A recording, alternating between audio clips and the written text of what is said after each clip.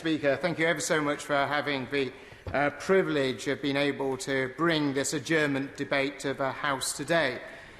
In 1960, Somaliland emerged independent from the British Empire after many years as the British Somaliland Protectorate. And for 5 days it was independent before it took the step to merge with what was then the trust territories of Italian Somaliland, historic Italian Somaliland, to form a union.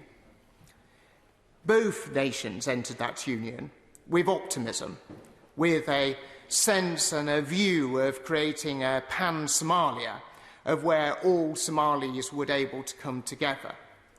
And actually, the hope was for so many of those in Somaliland that actually this would be a union of equals. Sadly, over the following 30 years, those hopes and those aspirations of what might have been were not fulfilled. And indeed, as the years progressed, the situation got worse with military dictatorships. And instead of there being a tragic situation of people being discriminated against from the north of Somalia in historic British Somaliland, actually what started to emerge was attacks upon civilians. There was mass killings where tens of thousands of Somalilanders were killed. Civilians were killed. It was one of the few conflicts where fighter jets took off from cities in the area in order to bomb the cities that they'd taken off from, indiscriminately, killing thousands of civilians. Nomadic tribes. I'll give way to the Honourable Lady. And for securing this very important debate.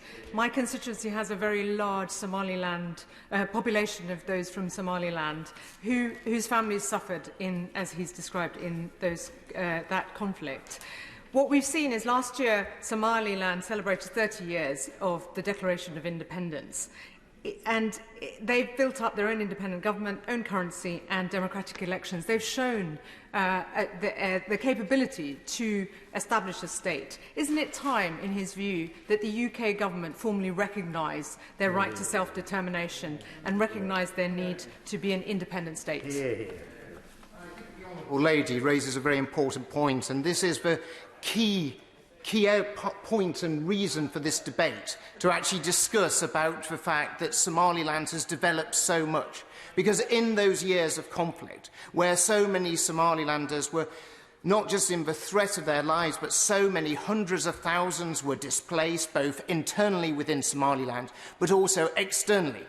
That dream and that vision of actually creating their own homeland once again, re-establishing those old territorial borders, burnt bright, and that is what they actually were able to achieve in 1991. I'll give way to the honourable gentleman. Giving way and draw attention to my interests as one of the vice chairs of the all-party group on Somaliland, and been a pleasure to work with the honourable gentleman on these issues. Would you also pay tribute to my predecessor, Alan Michael, and indeed many members of the Somalilander community in Cardiff and across the UK for exposing those atrocities back at the time, including in this House and elsewhere, and explaining what had gone on to the world, and commending them on what they did at that time. I'd like to pay tribute to the honourable member's predecessor and, of course, so many people who live within his constituency. And, of course, in his constituency is a very established Somaliland community that's been there far longer than probably either he or myself have been on this earth. And so this country has deep, deep links with Somaliland that goes actually not just back many decades, but goes back a century and more, with many Somalilanders calling Britain very much their home, as well as Somaliland itself. I'd give way to my honourable friend. First of all, I'm delighted that my honourable friend from South Staffordshire has secured this important debate. Many of us who've been supporting Somaliland as an independent state very much welcome the fact that he's here. On that very point, he will know, no doubt, that many of Her Majesty's naval ships for 100 or more years have had Lashkars from Somaliland, Stokers and others who have built the first mosques in this country. would he not agree with me that recognising the Somalilanders here in the UK is about also recognising our own past and our own future together as investors in a new Africa and demonstrators that independent states that govern themselves well in democracies can really succeed, and we can partner with them? My honourable friend, the chairman of the Foreign Affairs Select Committee, is absolutely right. By taking the brave step to recognise Somaliland, we're actually not just opening up opportunities for Somaliland itself. We're actually opening up opportunities for British investors, British business to go there and work, very much creating the gateway to the whole of the Horn of Africa. I will give way to my right honourable friend and then my right honourable friend. I'm very grateful indeed to my right honourable friend who has brought this most important subject to the floor of the House. Can I tell him that I have visited Hargeisa when I was Secretary of State for International Development, and indeed we spent quite a lot of time on exactly the issues he and the Chairman of the Foreign Affairs Select Committee have just raised. There is an enormous degree of normalcy there. The democratic structures, when they have elections, have held in extraordinarily difficult circumstances. There is proper governance. I've travelled on a bus in Hargeisa that was a result of British investment. And the case he's making about Somaliland becoming an independent state is one which the Foreign Office normally take the view that they don't want to lead it, but they would support it. But is he aware that the African Union is at least passively acquiescent in that view, if not actively supportive?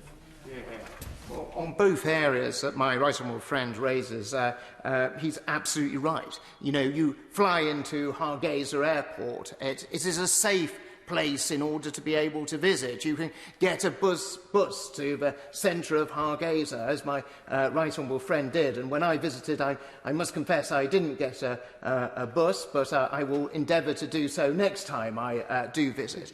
And he's equally right. You know, this is an opportunity. The Foreign and Commonwealth and Development Office so often want to be led on these issues. There is a moment, sometimes, for Britain to lead as against to be led.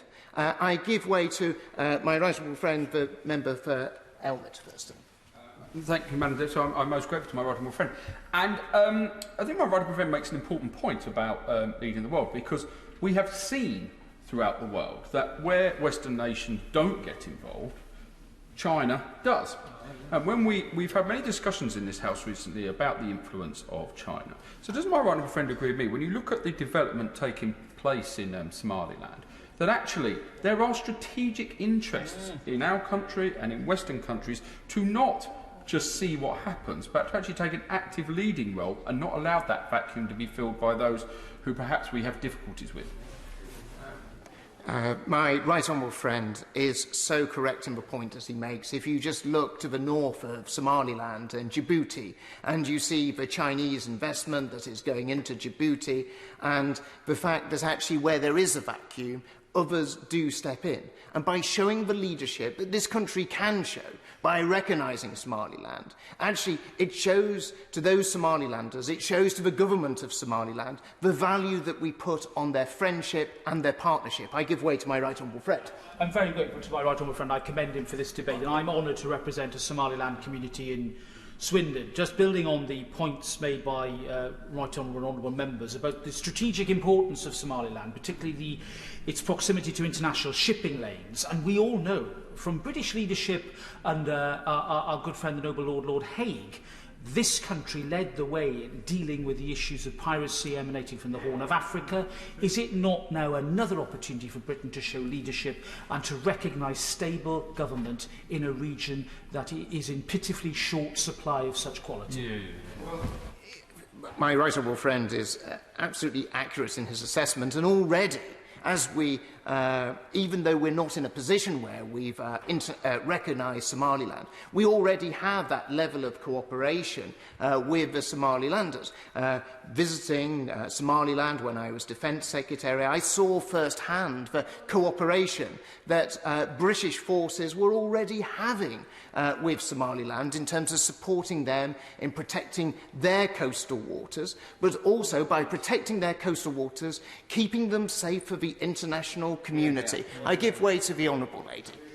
thank the honourable member for giving way and thank him for securing this very important debate and commend the government for the support it's been providing the administration in Somaliland. Liverpool Riverside has a very long established Somali community and Somalilanders, and I'd like to know whether the honourable member will join me in calling for the UK government to support a binding referendum within 2 years to allow Somalilanders to express their democratic will guaranteed by the international community. Thank you. Madam Deputy Speaker, I'm not sure if you're an expert on Somaliland affairs, but it is the opportunity for you to brush up on them this afternoon. But the Honourable Lady makes an important point. But there's already been a referendum in Somaliland that has been absolutely clear as to what the wishes of the Somaliland people are, and that they want to see recognition, that they want to be independent, to have that independent state. But I'm sure if that is what is a hurdle that is required in order to be able to establish international recognition for Somaliland, that is something that the Somaliland government may wish to look at. I give way to the honourable gentleman, and then I will go to... I'm very grateful to the right honourable gentleman, and he has been extremely fortunate not only in the House enabling him to have a lot of time this evening to debate this important topic, but of course in the number of people who are supporting him here and supporting the cause of Somaliland. And of course my own community in Wembley has a huge Somaliland community of expatriates. And one of the points that they've made to me is that they believe, and I would ask if he agrees with them, that in all likelihood a new Somaliland would desperately want to join the Commonwealth. I think that on my visit to Somaliland and my discussions with so many Somalilanders here in the UK, there's a real sense of kinship between Somaliland, Britain and other Commonwealth nations, and I think they would very much want to join the Commonwealth, and actually I would certainly hope that the Commonwealth would open them with very much open arms. I will give way to the honourable member for Sheffield. Thank the right honourable gentleman for giving way and for securing this debate. I congratulate him on that. I've got the privilege to chair the all-party group on Somaliland, and we've got a large Somaliland community in Sheffield. The way he described the formation of what is currently legally Somalia, I think was really interesting, because immediately they gained independence, Somaliland was an independent country, and it voluntarily chose to enter into a union. So the concerns around changing post-colonial boundaries is not a case here in terms of an independent Somaliland. Post-colonial boundary, they were an independent country. And the idea now that Mogadishu has any remit in Somaliland is really a piece of nonsense, and it's time the government recognise that. I very much agree with the right honourable gentleman, and if you do look at the boundaries that have been proposed, they're exactly the same boundaries that were agreed between Britain, Italy and Ethiopia and the French in numerous treaties prior to that. Somaliland is not asking for a change in terms of the boundaries. They're very much what was there in 1960. And there is precedent in terms of the unwinding of acts of union or a confederacy, and you can only have to look to the other side of Africa, where you see the confederation between Senegal and Gabon, which was of course unwound in the late 1980s. So this isn't something that is unprecedented. What we're suggesting is actually going back and recognising that were well-established international boundaries that we ourselves recognise and we ourselves drew up. I will come to the right honourable gentleman on the other side, but I'll just come to my honourable friend and then I will come to the next one. I thank my right honourable friend and neighbouring constituency MP. In the Defence Select Committee, we've just produced a report on the Navy and the importance of the sea in a defence capacity, and you just mentioned your visit as the Secretary of State for Defence. Do you believe, or does my right honourable friend agree with me, that it's vital that we recognise Somaliland due to the strategic importance of the location in a defence capacity? I think that my honourable friend is absolutely accurate in terms of pinpointing the strategic importance of Somaliland. And I think that's one of the many reasons as to why it's so vital, not for just Britain, but also for the United States and other NATO members, to lead the way in recognising Somaliland, not just because of the many brilliant things that they have done there, but also the strategic importance of the country and how we reinforce and support that government. I'll give way to the Right Honourable Gentleman, the member for Ward. And to pursue that, is it not really desirable that a state that is stable in this region, which is becoming increasingly unstable, achieves that level of recognition? Because we talk a lot about supply chain vulnerability, and this is one of the most vulnerable places we found when even one ship blocking the Suez Canal caused ripples right the way throughout industry. But also, we should recognise the importance that it would be for communities here and also those in Somaliland to be able to move freely, to be able to have passports that were recognised, to conclude international agreements, and to unleash the energy of the country, which, having a properly administered state in that region, enables them to do so. Isn't it time that we actually grasp this nettle and recognise Somaliland? Deputy Speaker, the level of consensus that is bubbling away in this House is sometimes not always typical, but it is incredibly important to demonstrate the will and feeling of this House on this important issue. I'll give way to my right honourable friend in just a moment. But the Right Honourable Gentleman raises the important point of supply chains. Already you're seeing in the port of Berbera, DP World's investment in terms of the port of Berbera, but also very welcome the British International Investment, BII investment, the old Commonwealth Development Corporation investment amounting to hundreds of millions of pounds. So as a government, we actually recognise the importance of Somaliland. We're willing to invest hundreds of millions of pounds there because we realise that that opens up so much of the Horn of Africa to British goods and investment.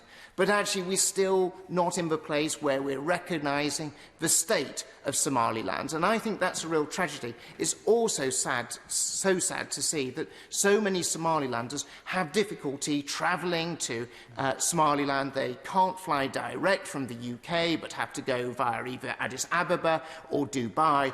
Actually, by recognising Somaliland, we can make that step of making so many British citizens' lives easier by recognising it. I give way to my right honourable friend. I'm grateful to my right honourable friend for giving way and pay tribute for securing this important debate. And I think the attendance here shows the strength of feeling across the House.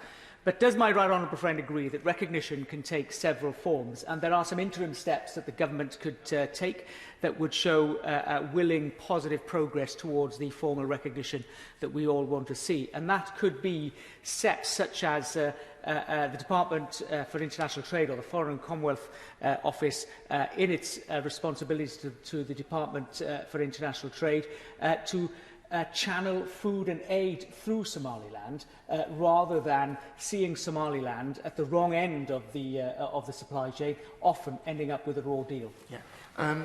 Well, that is absolutely correct.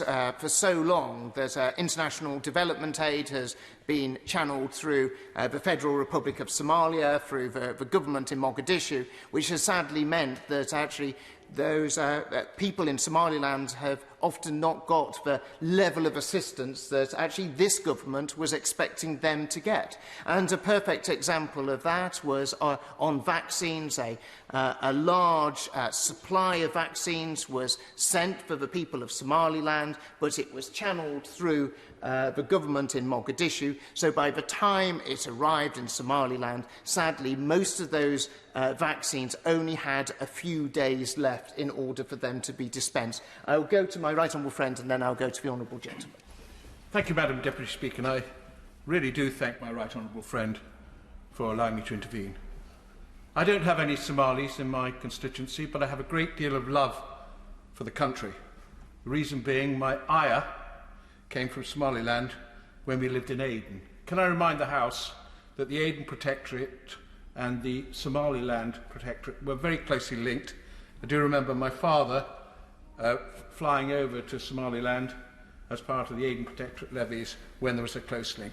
Somaliland has a real affection, the people of Somaliland have a real affection for this country. It goes back a long time, and it will be absolutely right for our government to encourage and support and allow Somaliland to be actually a real nation.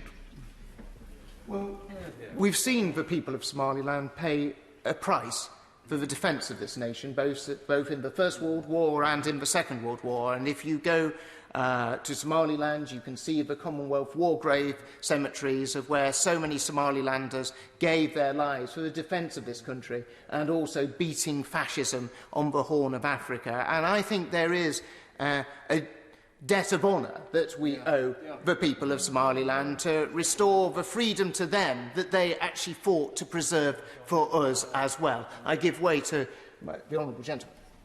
I thank the Right Honourable Member for giving way and join others in congratulating him for securing this debate, which has demonstrated an exceptional degree of unity across the House in supporting his proposal. And he makes a good point on the debt of honour that we have to the people of Somaliland. My honourable friend, the member for Sheffield South East, highlighted the strong community that we have within the city who owe their origins to Somaliland, and it was in recognition of that that the Council in 2014 passed a resolution adding its voice to the demands for independence.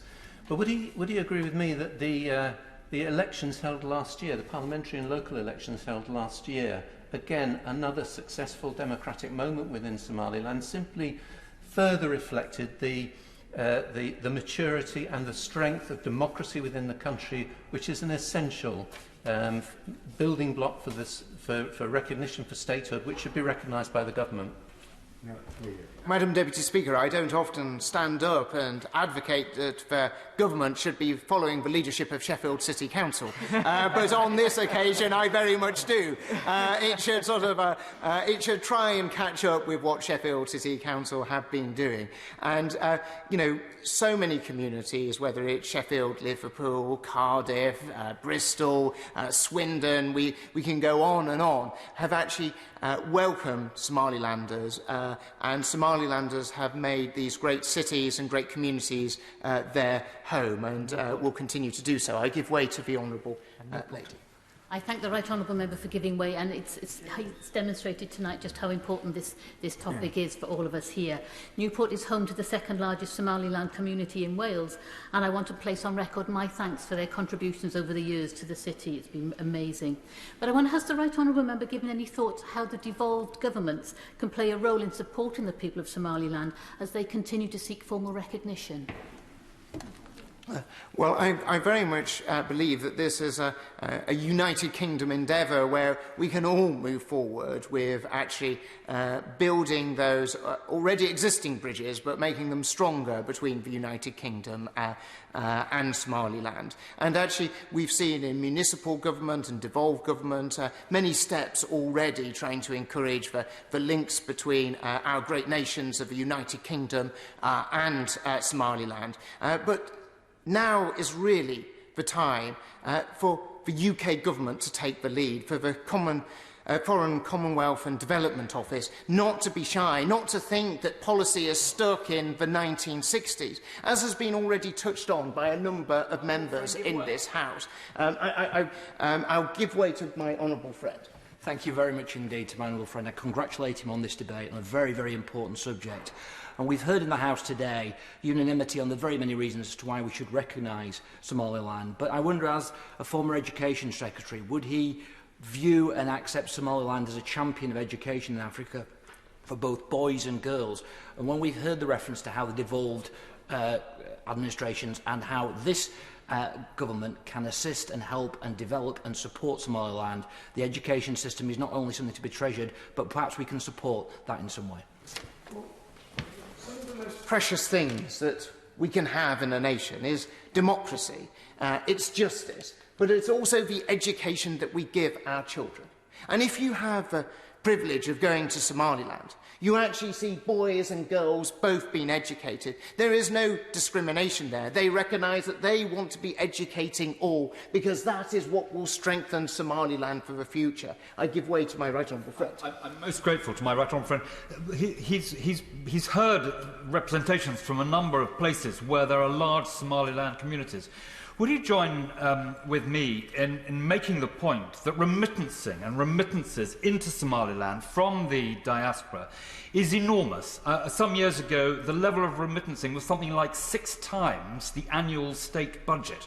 And one of the things that the Minister could take away and consult with his officials about today is trying to make remittancing easier, so there's more competition, less charges for the enormous community in the United Kingdom to be able to send money back through the remittancing structure without paying exorbitant fees.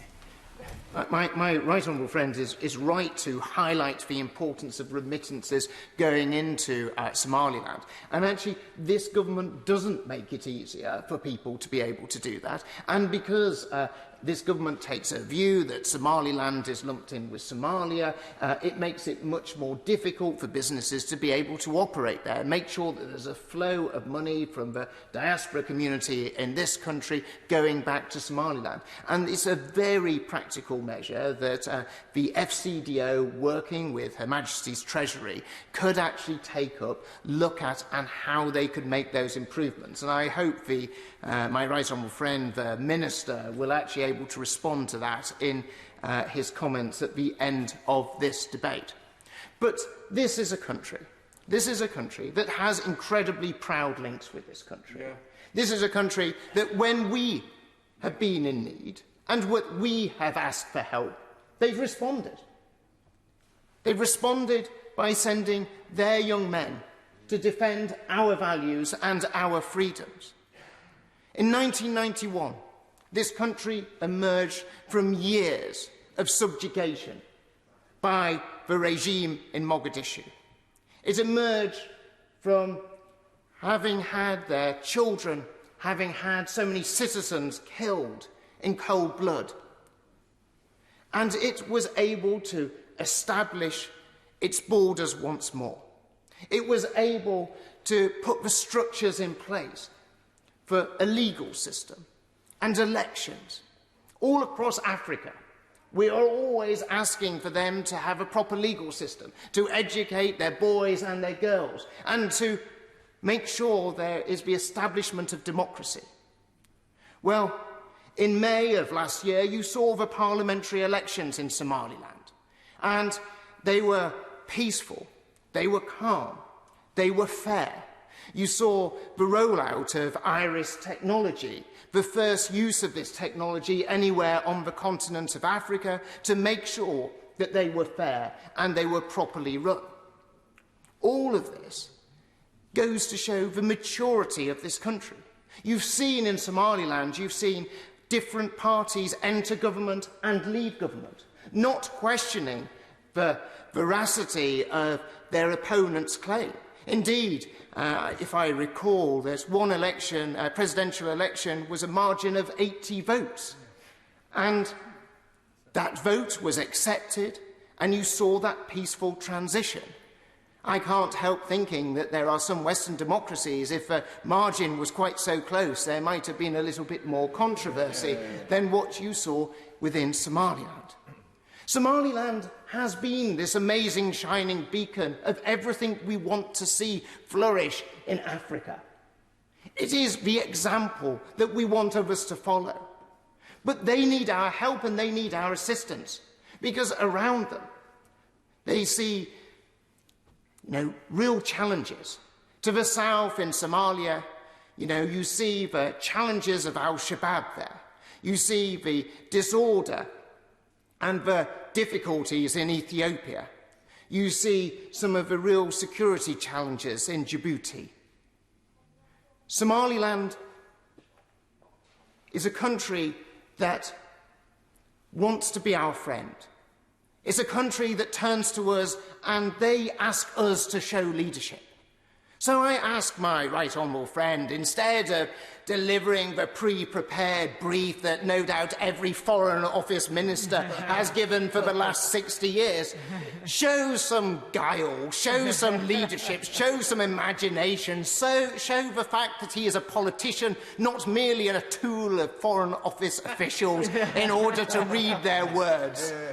I've worked with him in the Whip's office. I sure saw some moments of merit. But actually, as politicians and this House, we need to show leadership on this issue. We need to show our friends in Somaliland that we are willing to defend them as they have defended us. So even if he cannot give us all the promises that we would like to see, even if he cannot say that we can recognise Somaliland at the dispatch box today, he needs to go away, and we need to sit down and work out how we take those next steps. Because we cannot spend another 30 years pretending the reality on the ground of the existence of an independent Somaliland doesn't exist because it's not on the Foreign Office map.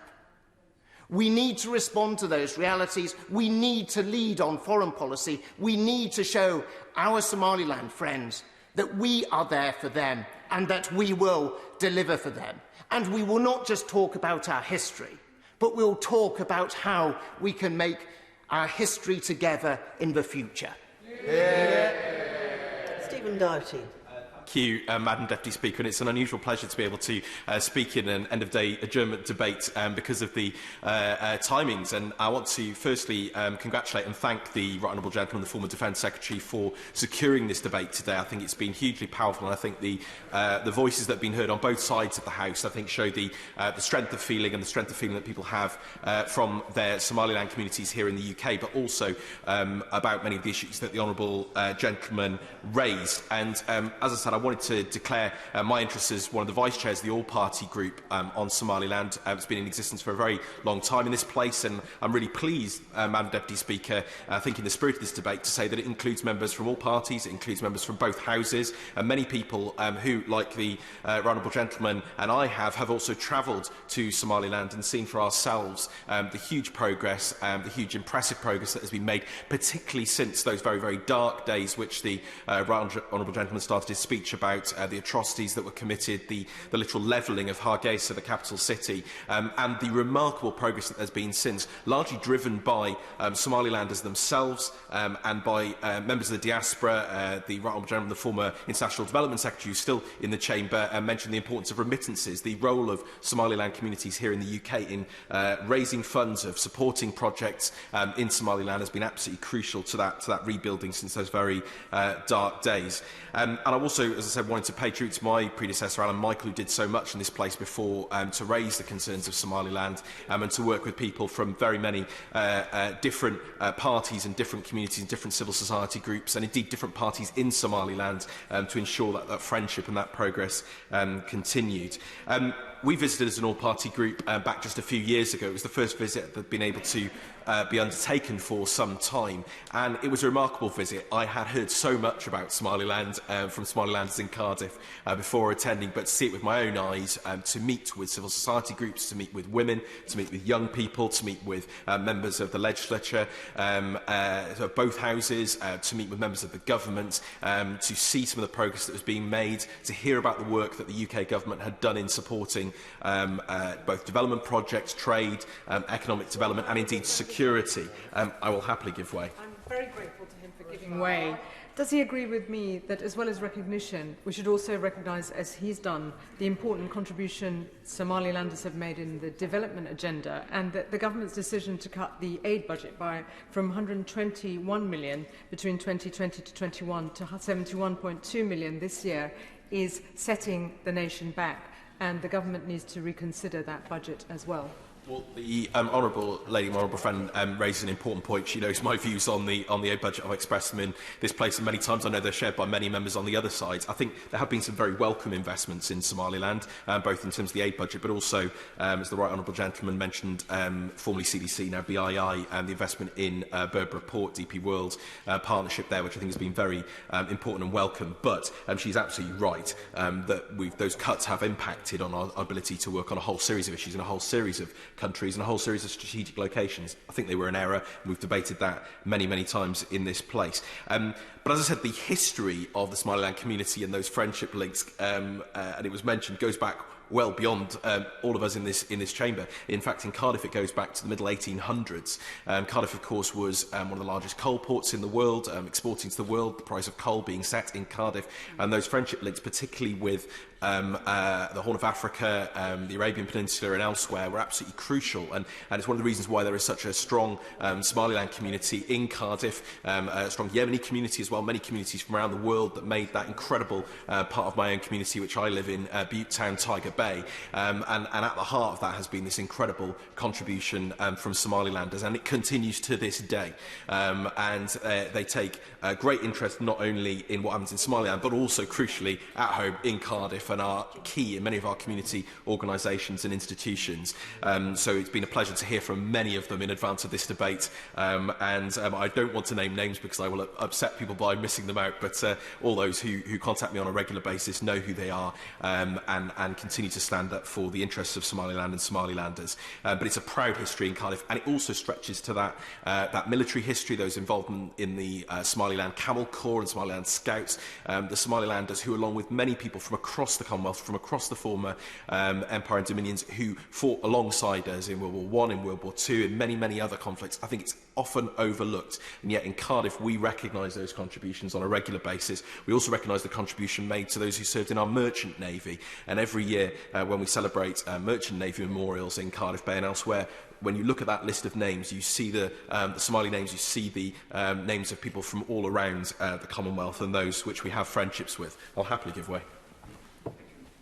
On the point the honourable member made, I very well remember Somali soldiers coming across from the Horn of Africa to the Aden Protectorate, and my father having the honour to command really good soldiers and decent men. And the honourable and gallant gentleman makes a very important point, and I think we need as a country as well to recognise far more the contribution of all of those from across the Commonwealth and our friends who made the contributions and in some cases the ultimate sacrifice in conflicts throughout many, many generations. I wanted just to turn to a few sort of practical points in the context of this debate. I think firstly it's recognising those strong links between so many cities across the UK with Somaliland, recognising that there are many who are British Somaliland dual nationals and yet experience many, many difficulties in terms of travel, visas, restrictions, all sorts of things that go on, and ensuring that they have the support available to them is very, very difficult given the current status and situation in Somaliland. And we heard from many members of the British Somaliland community on our visit who are expressing issues about, for example, if they lose a passport or they want documentations authorised, or why we don't have a bigger presence, for example, from the British Council. Many, many things. I met young people who want to come and study here in the UK, who want to build links between the universities and educational institutions in Somaliland with the UK, but are often denied those opportunities. And I think we could be doing so much more on a practical level as well to support those who have that dual nationality and dual heritage. Absolutely. I thank my honourable friend for giving way and support his point in terms of the need for the British Council to be located in Agasa. And would he agree with me that the government maybe needs to think about the funding to enable that to happen, to develop relationships in Somaliland? Absolutely. I mean, the British Council play a key role around the world. It's been deeply concerning. Again, an issue being raised on all sides of the House about the cuts that we've seen to them. But this was an issue that was specifically raised when we were there, and I hope that our links in that area can develop. I wanted to mention the huge progress that there's been on health in particular and development. I've had the pleasure, as many have across this House, of meeting the remarkable former First Lady, former Foreign Minister Edna Adan on many occasions. And if members haven't listened to her Desert Island Discs and other fantastic interviews with her, I'd strongly encourage them to do so. One of the most remarkable women I've had the pleasure of meeting. And I had the pleasure of visiting Edna's hospital that she helped resource and establish and has helped sort of fund out of her own pocket significantly. Maternity hospital, a training hospital to improve maternal health outcomes in Somaliland. Again, remarkable work being done there, but so much more that could be done if we were to develop our friendships further and ensure that there was the support there for that. We've seen remarkable progress in education. I visited Hargeisa University, a remarkable place doing brilliant work, where the majority of students, I understand, are women, are girls. Again, exactly the sort of example that we want to be setting around the world, ensuring that young women and girls have those opportunities and are able to thrive and seize all the opportunities that should be available for them, whether that's in Somaliland or elsewhere on the global stage. I'll happily give way. I thank my honourable friend for giving way, and he's making a very powerful contribution in a debate that's been extremely good. Does he agree with me that Somaliland does stand as a beacon of hope and actually and showing what can be achieved in that sort of situation of democracy, and actually that's part of the reason why the UK government should officially recognise it for that work that it does and the leadership it can offer within Africa? Well, I think that the leadership and the example that Somaliland has shown is there for all to see, and it's certainly there for those who've had the pleasure, as I have, of visiting, and I think it's long overlooked. Actually, it's progress in so many areas. The progress made in trade and the relationships we met with many businesses there who want to expand their trading relationships with the UK, who want to expand the trading relationships with their neighbours. Indeed, that's one of the crucial driving factors behind that investment in Berbera Port by DP World, by the UK and others. Absolutely critical, not least when other trading routes may be more difficult, may have the interests of other strategic, not what I want to say opponents, but other challenging countries in the world who may have a different agenda. It's absolutely crucial that we're getting in there and supporting those trade links and supporting the development of them. The politics has already been mentioned. Significant progress in elections and democracy, the holding of multiple elections, both at the presidential, at the parliamentary level. I've met with representatives of all the parties, civil society. Not everything is perfect. But there has been significant progress over recent years, and indeed we have played, as the UK, a key role in supporting the practicality of elections and ensuring that they are free and fair, and also through the election observation missions, which have often had strong UK support and contingents. The security situation has been mentioned as well. I would love to see the day when a more reasonable approach is taken to the travel advice for Somaliland. There have been some improvements recently, but unfortunately some of the travel advice puts off people travelling and building those links. I do urge the FCDO to look at that again and see whether they can be more open about the travel advice to Somaliland, because in reality, it's a very safe place. It's a place that you can do business, you can do education, you can travel, and we don't want to see potential friendships and links being pushed away. The strategic location of Somaliland has been absolutely rightly raised by a number of members in the House in the debate tonight, and particularly by the right honourable gentleman proposing the debate. I think there is a very serious concern here about the activities of opponents, whether that be Russia, China, others operating in the region. We have a strong friendship. Somaliland wants a strong friendship with the UK. This is a key strategic location. I think it would be very foolish if we didn't recognise that in terms of our global Britain strategy and our wider strategic posture around the world, not least with a place that wants to have that close friendship with us. I'll happily give way. The honourable gentleman for giving way, and congratulate my right honourable friend for securing this debate tonight. And would you agree with me on this issue that he's raising specifically on the strategic placement of it, that actually it does also, if we can use our Commonwealth connections across Africa, we can also highlight that strategic importance, not just in terms of its military and diplomatic links, but also its strategic place within actually the development of the Commonwealth going forwards for the future as well? it's been a point that's been raised with me by the Somaliland government and by members of the Somaliland community on a number of occasions, and indeed as an all-party group, we previously raised the question of, for example, that even though that's not they couldn't attend as a full member of Commonwealth Summits, whether an observer status or an attendance in another capacity might be possible even now. And certainly building links through the Commonwealth and building links through other international organisations is going to be critical. As I mentioned, it was a delight to have the support of the International Parliamentary Union in terms of our APPG links, because I think there's huge opportunity there, for example, for mutual training and exchange and links between our two parliaments, and a real mutual desire to do that on both sides. And again, through the Commonwealth, that could be also key. But I wanted to end, Madam Deputy Speaker, by just re-emphasising the huge contribution that Somalilanders have made to Cardiff, that they've made to the UK, and that the huge benefits that come out of that mutual relationship of friendship and respect. I think it's a relationship that hasn't had enough attention. It's a relationship that needs far more attention, both from our government and indeed in this place. And I'm really delighted today by the voices that we've heard speaking up a friendship of support and solidarity with Somaliland. I think that shows a very strong message to the government, and I look very much forward to hearing what the Minister has to say. Jim Shannon. Madam Chair, and it's an absolute pleasure to make a contribution. I often, Madam Chair, make contributions but usually interventions, and in the debate tonight I get a chance to perhaps say a wee bit more. So I want to first of all congratulate the Right Honourable Gentleman for South Staffordshire for bringing this forward.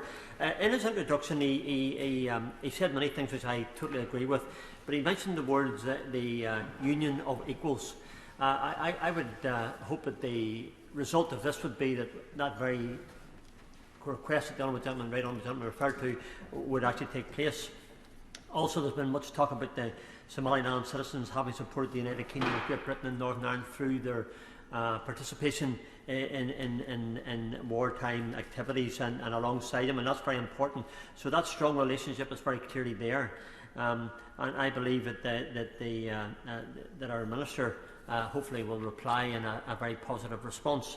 I would wish to perhaps, Madam Chair, tonight draw the House's attention to something that concerns me. I'm Chair of the APPG of Freedom of Religious Belief, and I want to speak very quickly on that because the Honourable Right Honourable Gentleman referred to that in some of his contributions, as others have. So I want to draw the House's attention to the situation of Christians in Somaliland. Of course, it is heartbreaking that so few Christians remain in Somaliland, having been driven out due to extreme persecution or even killed. It is estimated that only a few hundred Christians live there today, but it is impossible to know the exact number due to the secrecy that they are forced into as a result of the very divisive clan mentalities and vigilantism that pervade that country. Christians suffer ostracisation and discrimination from their wider families and the communities wherever they are discovered, and the few Christians remaining in Somaliland are forced to worship in secret for fear of attacks from extremist groups like Al-Shabaab, that the Right Honourable Gentleman referred to in his contribution, propagates anti-Christian ideology and threatens converts to Christianity with execution upon discovery.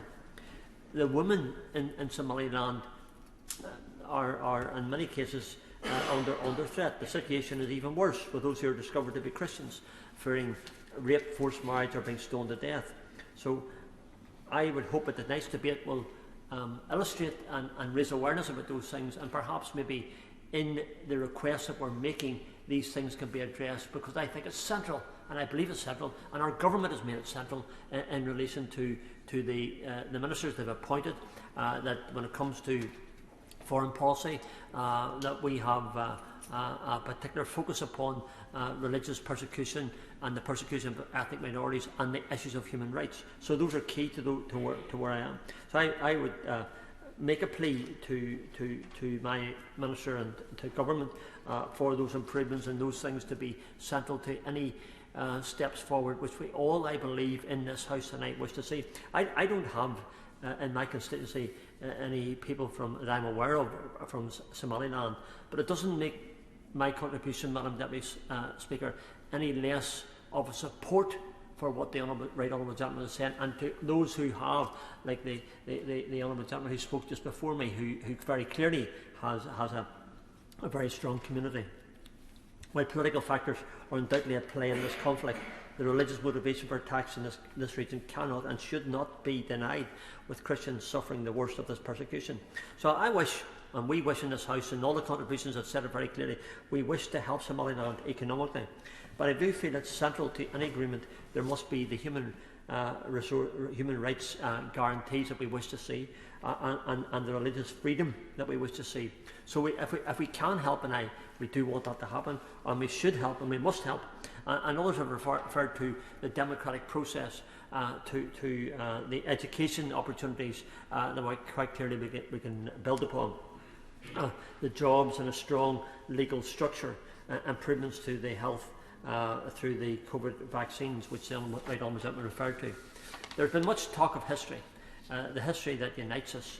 But today, I believe that we also, and I think it's really important when we look back in history, and I love history. Madam Deputy Speaker, it's always been probably one of my few subjects that I probably enjoyed at school and did very well at. But I believe that we also must now, through this debate, look to the future.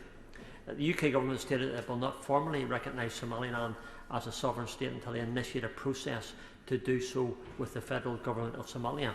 But human rights issues and religious liberty needs to improve, and it must change. So with that, I do support and agree that it's important that the UK maintains diplomatic relations and a supportive presence in Hargeisa through this process to ensure that there is not a breakdown in relations between Somaliland and other African countries. Again, I thank the Right Honourable Member for South Staffordshire for bringing this matter to the House and the adjournment debate, which has benefited from a large number of Right Honourable and Honourable Members who all collectively want the best for Somaliland. I believe the Minister wants the best for Somaliland as well, and its people. And that is what we're trying to achieve. Somaliland needs our help. Perhaps this debate tonight has been the opportunity to do just that. And let's not be found wanting. Tonight the time has arrived, and I believe the contribution of all those who spoke tonight is an indication of our request for our government, our Minister, to do well for them. Thank you so much. Kerry McCarthy. Thank you, Madam Deputy Speaker. I only intend to, well, I didn't intend to speak at all, but I'm glad to have the opportunity to say a few words. And I do want to start by congratulating the Right Honourable Member for South Staffordshire for securing this debate today. When I was first elected in 2005, I was only selected as the candidate for Bristol East about 10 weeks before polling day, and during that very short election campaign, I was approached by people from the Bristol Somaliland community. First that I even heard of Somaliland, and let's say by the time I came into this place I was very much a firm supporter of the need for recognition. And the Honourable Member for Cardiff South and Penarth, his predecessor who's already paid tribute to, Alan Michael, somehow this had reached him on the grapevine. And I remember him accosting me in the division lobby, I think on my first vote here, and saying we need to campaign on Somaliland. And he was on the front bench at the time, but a year later in 2006 we set up the all-party group, and I'm pleased to have been an officer I think pretty much ever since then. And I do congratulate the current Honourable Member for Cardiff South and Penarth for just being the mainstay of the group and organising all our meetings, and just being such an expert and a source of information on what's going on there. As has already been said, Somaliland is a beacon of democracy not just in the Horn of Africa, but in Africa. The fact that it has managed to hold peaceful elections, I think the Right Honourable Member referred to the election in 2003, where the presidency changed hands by 80 votes, and I think if proportionately an 80, whatever the equivalent of an 80-vote majority was in the American election, if Donald Trump had lost by that amount, I don't think we'd ever have heard the end of it. What was slightly disappointing about the most recent elections was that although it was yet another peaceful handover, there's still quite a lot of progress that needs to be made on female representation. There was one woman MP, but now there's 0 out of the 82 elected MPs, so there's also low turnout in some areas. So I would hope that through Westminster Foundation for Democracy or other mechanisms we have, we can do a bit more work on that front. I would join my honourable friend in paying tribute to Edna. I too have visited a hospital in Hargeisa. She's a formidable woman, and indeed there are many formidable incredible women that I've met that have been campaigning on issues like FGM, on issues like maternal health services, and indeed for recognition for Somaliland. The final point I just want to make, I mean, other than I would echo what my honourable friend said about just the sheer economic opportunities that would be available if we recognised Somaliland. I've heard there's amazing scuba diving on the north coast by Berbera, and the fact that it could be opened up as a peaceful tourist destination if it wasn't associated with Somalia, but also many other economic avenues that could be explored. And I share the concerns of people that are worried about Chinese influence if we don't step in. But the main thing I want to say, though, is it is clear that Somaliland is an independent country. It has functioned as such since 1991. It had established itself, albeit for a very short time before it went into partnership with Somalia. It established itself as a post-colonial independent country. And what is really frustrating, this message that the UK will recognise Somaliland, but we want to be second to do so. And sometimes there's a bit of concern about being seen as too colonialist, and it's rather patronising that we are the ones that grant nationhood on the country. But I remember when Mark Mallock-Brown was a very good Minister for Africa in Gordon Brown's government, and he really engaged with the APPG on Somaliland, and I really thought we were getting somewhere. I really thought, you know, he'd had conversations with various African countries, the African Union. It looked like we were almost there in terms of that recognition status. But the last we've heard, I think the current Minister for Africa said in November 2021, our policy remains it's for Somaliland and the federal government of Somalia to decide their future. Well, it's nothing to do with the federal government. The Honourable Lady for giving way. I think she raises a really important point, because you're effectively giving the final say, the decision-making power, to the country that doesn't have free and fair elections, to the country that doesn't have a judicial and legal systems, that doesn't educate boys and girls. We're effectively rewarding poor behaviour and actually being harsher on those who actually demonstrate the types of behaviour and the types of system that we really want to encourage. I mean, that was exactly my point. It is nothing to do with the federal government of Somalia. The future of Somaliland should not be